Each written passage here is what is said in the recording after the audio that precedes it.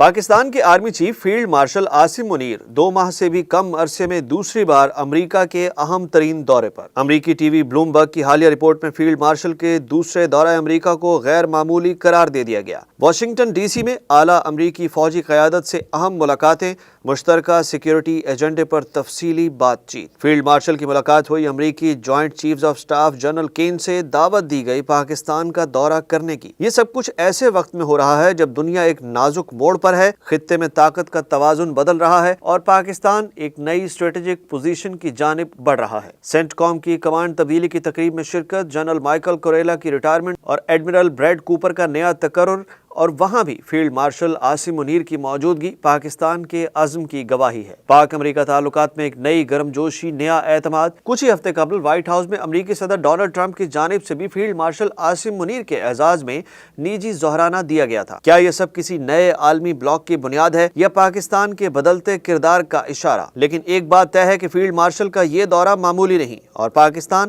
ایک بار پھر اسٹریٹجک سین پر مرکز نگاہ ہے۔